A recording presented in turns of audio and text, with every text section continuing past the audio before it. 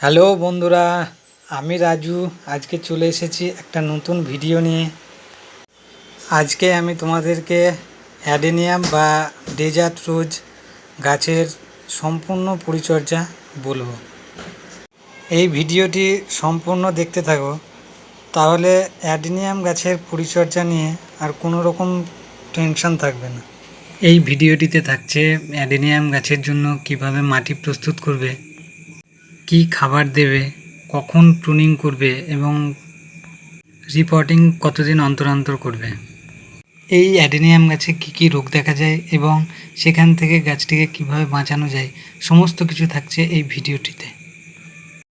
এই গাছটি দেখতে খুব সুন্দর হয়ে থাকে, কারণ এর কডেক্সটি অনেক মোটা হয় এবং বনসাইয়ের মতো হয়ে থাকে। এই গাছটি গ্রীষ্মকালে প্রচুর ফুল দিয়ে থাকে। চলো আর দেরি না করে ভিডিওটি শুরু করা যাক। প্রথমেই আসি এই গাছের জন্য টব কীরকম সাইজের হওয়া উচিত।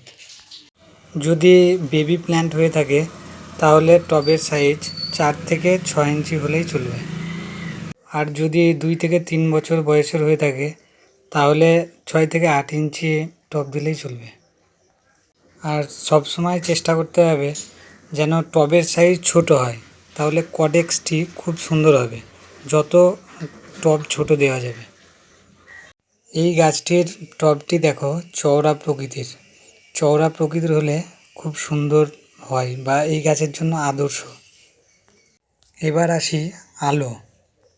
এই গাছটিকে এমন জায়গায় রাখতে হবে যেখানে 6 থেকে 8 ঘন্টা সূর্যের আলো পায়।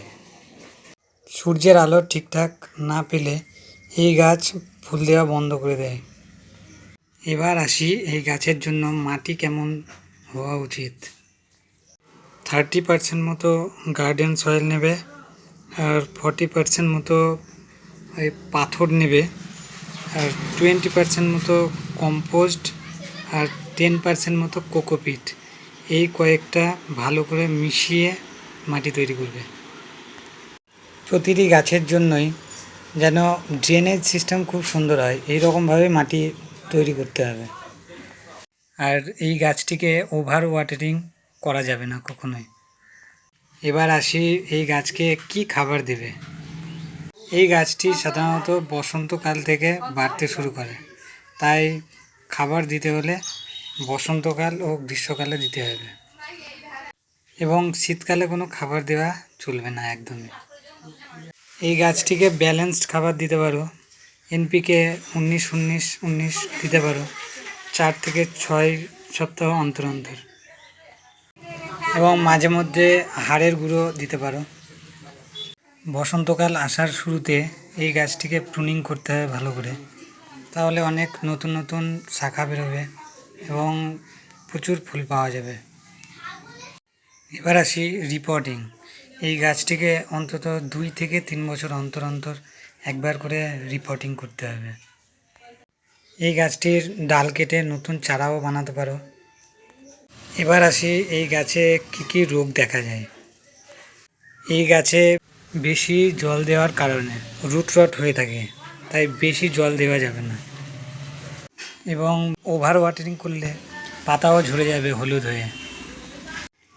এই গাছে মাকড়সা এবং মিলিবাগের আক্রমণ দেখা যায়, এর জন্য ভালো কোনো ইনসেক্টিসাইড স্প্রে করে দিতে পারো। এই গাছটিতে বেশি জল দেওয়া হলে ফাঙ্গাস অ্যাটাক করতে পারে, যার কারণে তোমরা সাব ফাঙ্গিসাইড ব্যবহার করতে পারো। এটা 1 লিটার জলে 1 গ্রাম মতো ভালো করে মিশিয়ে গাছের পাতায় স্প্রে করে দিবে।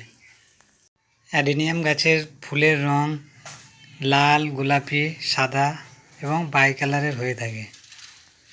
আশা করি অ্যাডেনিয়াম গাছের পরিচর্যা নিয়ে আর কোনো রকম তোমাদের চিন্তা থাকলো না। তোমরা নিশ্চয়ই আমার গাছগুলি দেখলে। আমি অনেক দিন ধরেই এই অ্যাডেনিয়াম গাছের পরিচর্যা করছি। তোমরা অনেকেই আমার ভিডিও দেখছো কিন্তু সাবস্ক্রাইব করছো না।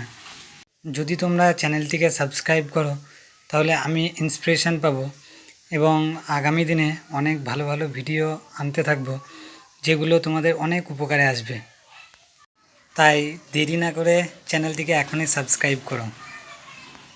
তোমরা দেখো আমার এই ছোট্ট অ্যাডেনিয়াম গাছে কত ফুল ফুটে আছে। ভিডিওটি শেষ পর্যন্ত দেখার জন্য ধন্যবাদ।